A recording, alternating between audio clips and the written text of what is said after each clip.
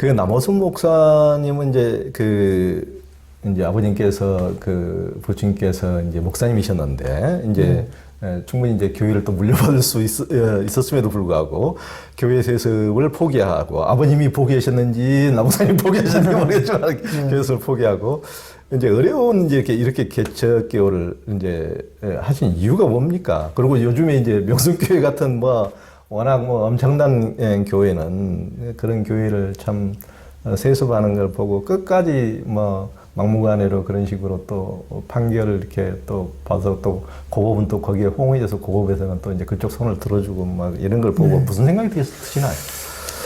저는 개인적으로 왜 아버지 교회를 물려받지 않았는가. 저희 아버지 교회는 그래도 한 5, 600명? 7, 800명? 그 정도면 굉장히 그 정도 보통 교회고. 목사님들이 가장 탐내는 교회인데. 그렇죠. 소위 나쁜 말로 짭짤하다는 그런 교회였고, 그리고 아버지는 제가 20살에 신학교를 입학할 때부터 공공연하게 내 아들이 내 후임이다 라고 많이 얘기를 했고, 그리고 교인들도 저를 좋아했어요. 네. 유학 갔다 돌아와서 교수 되고 나서 이제 교수직을 조금 일찍 그만두고 나니까 아버지가 이제 교회로 들어와서 세습 준비를 하자라고 말씀하셨고, 그때 제 마음속에는 부끄러움이 있었습니다. 이래도 되나? 하는 주저함이 있었어요. 네. 주저함이 있고 있을 때 그때 교회개혁실천연대에서 사무국장으로 오지 않겠냐는 제안이 있어서 두 갈림길 중에서 완전히 극과 극이죠. 네. 그래서 이제 교회개혁실천연대 사무국장을 가게 되고, 그래서 아버지랑은 이제 사실상 작별, 의절을 하게 됐죠. 네. 그래서 제가 교회 개척했을 때 저희 아버지가 왔어요. 오셔서 유튜브에 검색해보면 나와요. 우리 아들 꼴통입니다. 김종희 기자가 그걸 가지고 뉴스앤조이에서 기사를 썼어요. 아버지랑 저랑 나란히 놓고 대담을 했는데, 그래서 아버지는 이제 대단히 섭섭해 하셨죠. 네, 섭섭해 하셨는데, 저는. 이렇게 아스팔트를 놔두고 왜 그렇게 이렇게 암흑길, 그 한밤에 밤중으로 밤길을 나서느냐, 이제 이렇게. 부끄러워서 그랬고요. 제가 그렇게 제 부끄러움을 깨닫게 해준 거는 제 후배가 아무 생각 없이 툭 던진 말 한마디. 형네 교회에게 좋은 게 하나님께 좋은 건 아니잖아요. 요 말 한마디가 제 뒤통수를 때렸어요. 그렇죠. 우리 교회에게 좋은 게 하나님께 무조건 좋은 건 아니잖아요. 네. 하나님은 예수님을 십자가의 길로 인도하신 분이고, 이스라엘이 범죄했을 때 남북으로 분단시켜서 바벨론 포로를 보내신 분이고, 잘 되는 게 하나님 뜻이었으면 예수님 십자가 가시면 안 되고, 그리고 이스라엘도 바벨론 포로 가면 안 되죠. 요셉도 이집트의 노예로 팔려가면 안 되고. 그렇지만 하나님은 그런 식으로 일하시거든요. 그럼에도 불구하고 하나님의 뜻이 이루어지는 거고, 저는 왜 사람들이 세습을 할까? 아까 제가 말씀드린 그 가족주의와 연관이 돼 있는 것 같아요. 그래서 한국교회 뿌리 깊은 가족주의가 있어요. 아버지가 있고 아들이 있다. 아들이 아버지 이어서 하는 게 좋은 거다. 그래야 교회가 조용하다. 이런 거죠. 저는 아버지를 거역하고 세습을 거부했는데, 김하나 목사는 안 할 것처럼 하더니 김상환 목사님 교회를 세습을 했거든요. 제가 봤을 때는 아버지랑 사이가 너무 좋아서 그래요. 김하나 목사님이 효자고 저는 불효자. 근데 하나님한테 효자일 수는 없죠. 제가 지금 그 말씀을 드리려고. 인간 아버지에게는 효자인데 하나님 아버지에게는 천추의 불효자라고 생각을 합니다. 한국 교회도 마찬가지. 네, 그래서 명성교회, 그러니까 이거예요. 한국 교회는요, 대형 교회가 하는 대로 따라가요. 대형 교회가 길을 내요. 그 뒤로 많은 교회들과 교인들이 따라가거든요. 근데 그동안에 세습이라는 길이 이거로 가도 되는 거야? 안 되는 거 아니야? 애매모호한 상태로 있던 거를 명성교회가 세습을 하면서 길을 뻥 뚫어서 세습은 해도 되는 겁니다. 교단법도 무시하고 세상에서 손가락질해도 얼마든지 해도 됩니다. 라고 그냥 선언을 해버린 거죠. 그래서 한국교회에 정말 씻기 어려운 수치를 가져다 준 게 그 명성교회 사태고, 그 벌을 받을 겁니다. 그 교회가 겉으로는 어떻게 잘 돌아갈지 몰라도 결국에 하나님께 정의로운 하나님의 징계를 받을 겁니다. 네. 그러니까 한국 교회가 이제 100여 년 전에 시작해가지고 오늘날 이제 이 정도 되기까지 초기에 얼마나 헌신과 자기 비움과 참 이런 분들이 있었기 때문에 이렇게 되는데 지금 오직 그냥 누리기만 하고 이제 자기 때 누리는 것도 부족해서 대대 선손 만약에 옛날 봉건 시대는 다 끝났는데 한국 교회에서는 봉건이 안 끝나요. 그러게요. 저희 아버지가 은퇴임하시는 날 그리고 저 아닌 다른 목사님이 후임 목사님으로 오시는 날 그날 예배가 있었거든요. 제가 그날 예배 드리러 갔다가 예배 끝나고 나오는 길에 저 어렸을 때부터 주일학교 때부터 저를 지켜봐 주신 여자 전도사님, 할머니 전도사님이 계셨어요. 그 할머니 전도사님이 저를 딱 보더니 끌어안고 엉엉 우시면서 등을 쓰다듬으면서 뭐라 그러셨냐면은 니 걸 왜 남을 주니? 니 걸 왜 남을 주니? 그랬어요. 근데 그게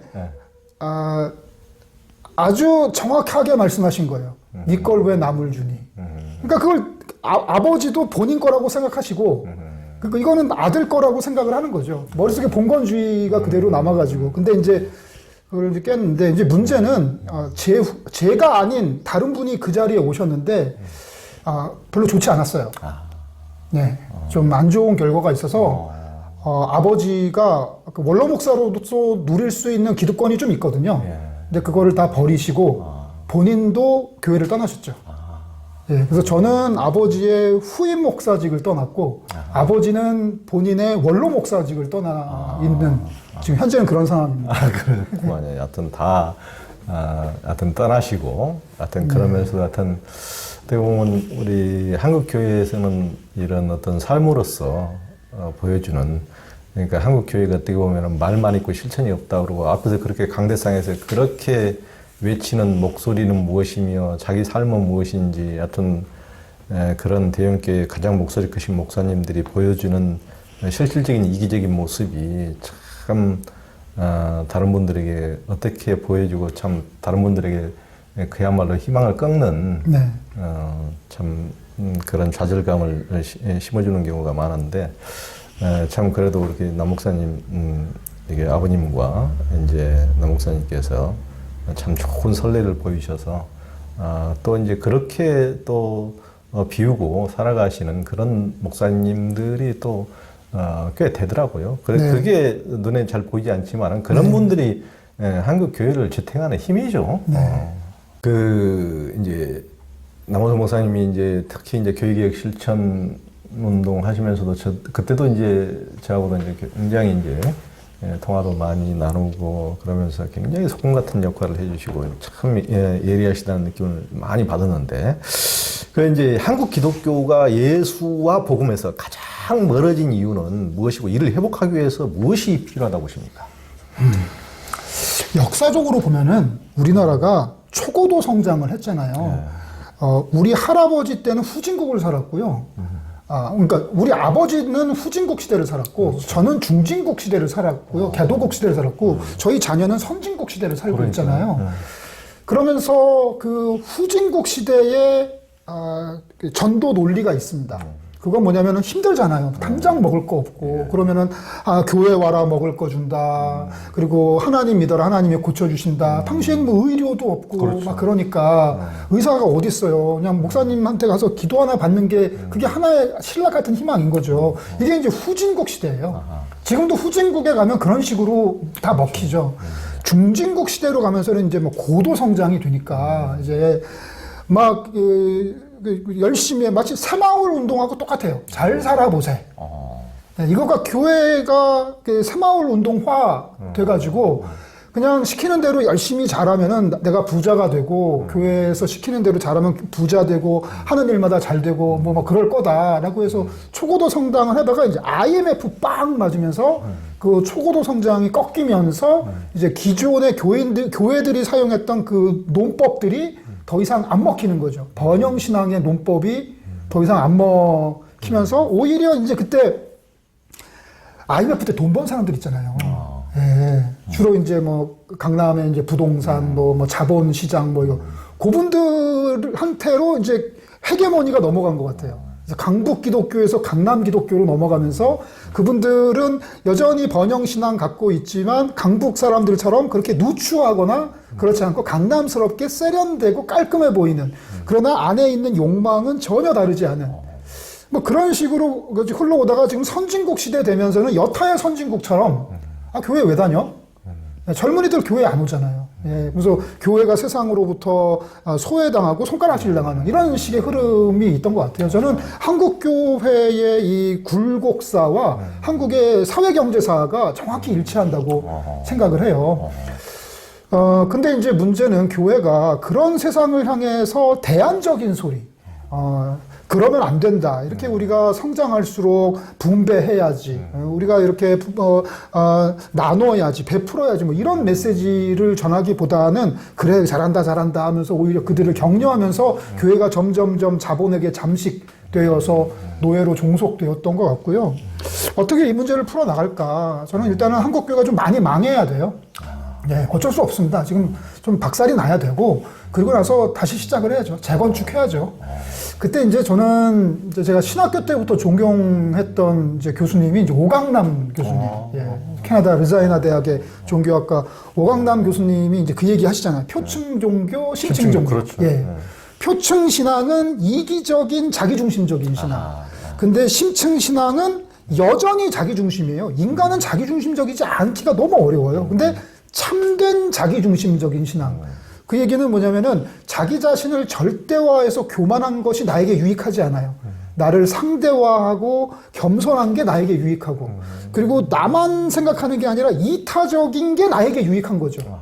그리고 공동체와 더불어 잘 사는 게 나에게 유익한 거고, 그렇게 나아가는 심층신앙으로 나아가야 된다고 저는 생각을 하고요. 신을 도구로 삼아서 자기 목적을 이루는 신앙이 아니라 자기를 도구로 삼아서 신의 목적을 이루어드리는 신앙. 그러니까 신을 도구로 삼아서 자기 목적을 이룬다는 건 자기 목적, 돈 많이 번다, 유명해진다, 권력을 잡는다, 성공한다. 이걸 얻기 위해서 하나님을 도구로 사용하는 게 아니라 신의 목적, 그것은 바로 이 땅이 사랑이 넘치는 세상, 정의로운 세상, 평화롭고 연약한 생명들도 행복하게 사는 세상을 만들기 위해서 내가 도구가 되는 신앙으로 대전환이 일어나야 된다고 생각을 하고, 그게 이제 제가 쓴 책에 많이 나와 있는 거고요. 그래서 참된 신앙, 참된 행복이 어디 있는지를 깨달아야 된다고 생각을 해요. 그래서 한국의 기독교인들이 너무 종교 중심적이에요. 독실한 기독교인들이라는 사람이. 일상에서 어떻게 그리스도인으로서 정의롭고 평화롭게 살아갈 것인가. 이게 이제 발상 전환이 나야 되고, 그리고 믿음이 좋다 그러면요, 너무 맹종해요. 묻지도 않고 따지도 않고 믿는데 이거는 그 신앙이 아닙니다. 건전한 신앙은 질문하는 신앙, 예, 토론하는 신앙, 의심하는 신앙. 저는 이게 건전한 신앙이라고 생각하고, 그리고 아까도 수태 얘기했지만 개인주의적인 신앙이 아니라 공동체 신앙. 예. 사실 뭐 초대형 교회에 수천 명의 사람들이 모여 있지만 그들은 공동체가 아닙니다. 그들은 그저 군중이에요. 각자 자기만 생각하는 군중들이지, 이런 소공동체가 되어서 말 그대로 내 이웃을 내 몸과 같이 사랑할 수 있는 대상이 존재하는 그런 소공동체로 나가야 된다고 생각을 해요. 그래서 한국교회가 그동안 너무 교회에 매몰됐어요. 저는 교회를 해체하자는 게 아니에요. 교회는 신앙의 중심이 맞아요. 제 책에도 그 얘기가 수태 나오고 있어요. 교회가 신앙의 중심이 맞지만 교회가 신앙의 전부는 아닙니다.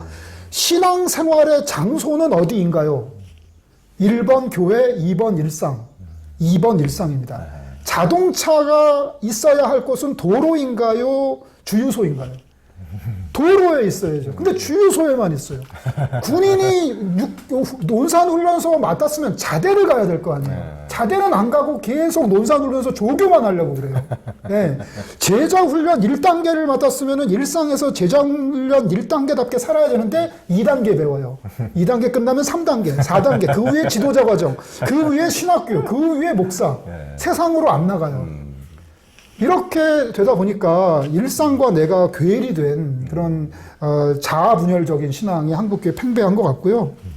제가 최근에 재밌는 얘기 들었는데, 주식에만 포트폴리오가 필요한 게 아니라 신앙에도 포트폴리오가 필요하다. 아하. 주식에 그런 얘기 있잖아요. 계란을 한 바구니에 담지 마라. 신앙도 마찬가지입니다. 신앙도 교회라는 곳에 바구니에 나의 신앙을 올빵하지 마세요. 3등분 정도로 나누는 게 좋은 것 같아요. 예를 들어서 첫 번째는 교회. 네, 교회에 우량주 투자하고 그 다음에 나의 직장에서 나와 함께 어떤 인문학적인 그리고 이 세상에 대해서 그리고 종교적이고 철학적인 이야기를 나눌 수 있는 부류의 사람들을 만드는 게 중요한 것 같고 그리고 내가 월 얼마씩 후원하면서 그 단체, 그 NGO의 방향성에 공감하는 예, 그래서 이 땅의 정의를 이루기 위해서 약자를 보호하기 위해서 애쓰는 그런 NGO의 공동체에 참여하는 이래서 나의 신앙을 그러니까 11조를 올빵 바치지 마시고 3분의 1씩 바치세요. 예, 그리고 교회 안에서도 목사의 설교에다가 올빵하지 마시고 나의 개인적인 묵상 그리고 나와 함께하고 있는 성도들과의 어떤 신앙적인 말씀을 두고 성경을 두고 나눈 대화, 토론 뭐 이런 것으로 해서 신앙을 분산 투자하셔야 됩니다. 그래야 목사가 사고가 나도 교회가 빵꾸가 나도 내 신앙이 유지가 돼요. 근데 그동안 교회와 목사에게 올빵하다가 그게 날아가 버리니까 신앙이 다 사라져 버려서 울고 불고 하는데 어리석은 겁니다. 분산 투자하셔야 돼요. 포트폴리오를 만들어야 됩니다. 아주 너무 너무, 아니 거기에 초점을 맞춰서 책을 쓰시면 더 신앙의 포트폴리오 베스트셀러 될 것 같은데. 주식 서적인 줄 알고 사람들이 좀 살 것 같아요. 아주 정말 핵심적인 말씀을 해주셨는데요. 그러니까 이게 집에서 이제 일을 길러보면은 얘가 이제 부모님이 정말 나를 사랑해 줄 거다라는 이제 단단한 믿음을 가지고 밖에 이제 어느 정도 이제 성장했으면 이제 부모가 나를 사랑해 줄 것이라는 단단한 믿음을 가지고 밖에 친구도 사귀고 밖에 나가서 이제 산에도 가고 여행도 다니고 운동도 가고 또 직장도 잡고 당당히 잘 살아가고 건강한 삶을 일상에서 누려야 이게 거기에 환호를 박수를 보내는 게 진짜 부모님이지. 진짜 나는 엄마 아빠가 나 버릴까봐 무서워 집 밖에 못 나가서 집안만 계속 해가지고 이제 방 한 퉁수로 이제 밖에도 안 나가고 온실 속의 화초처럼 40살 50살 되어도 이제 안 나가고 이러면 그래 좋다 하면서 끌어안고 있으면은 그게 정상적인 부모라고 볼 수가 없듯이 그걸 교회 안에서만 이렇게 잡고 있는 비슷한 경우예요. 그러니까 교회라는 것은 정말 이게 정말 하나님의 사랑을 단단히 이렇게 심어주고 이제 그 힘으로 밖에 나가서 더 이렇게 이제 복음의 세상을 이 하나님 나라 세상 그러니까 정의와 사랑이 넘치는 이런 세상을 만들어가면서 이렇게 살아가는 것이 일상에서 살아가는 것이 이게 이제 정상이지. 신앙생활은 교회에서 하는 거 아니에요. 그렇지. 동굴 안에서만 살면 그게 자기의 일상에서 하는 거지. 그러니까 참 안타까운 일입니다. 그러면서 특히 이제 남 목사님이 이제 자기를 위해서 이제 그 하나님과 예수님을 도구로 만들지 말고 자기 욕망을 실현하기 위해서 도구로 만들지 말고 하나님 세상을 만드는데 내가 도구로 쓰라는 게 굉장히 핵심적인 말씀입니다. 우리는 뭐 이제 한국 기독교인들이 뭐 크리스찬 뭐 주님 하면서 실은 주님을 빨리 내 주머니나 채워주고 내 구두 닦고 내 뭐 그냥 모든 것을 내 심부름꾼으로 그렇죠. 누가 종인지 모르겠어. 내 욕구를 위해서 다 좀 와서 해달라니까 하라니까 왜 안 해주는 거야. 하여튼 이런 그러니까 주종관계가 정반대. 주님 말은 주님이지만은 주종관계가 바뀐 도구로 쓰기 위한 도구로. 그러니까 정말 그분이 원하시는 만들고자 했던 세상을 위해서 내가 도구로 쓰여서 그분이 정말 만들고 있는 사랑이 넘치고 이게 정의가 강물처럼 넘치는 그런 세상을 위해서 정말 내가 같이 이렇게 헌신하면서 살아가는 이게 진짜 신앙. 네, 그렇죠.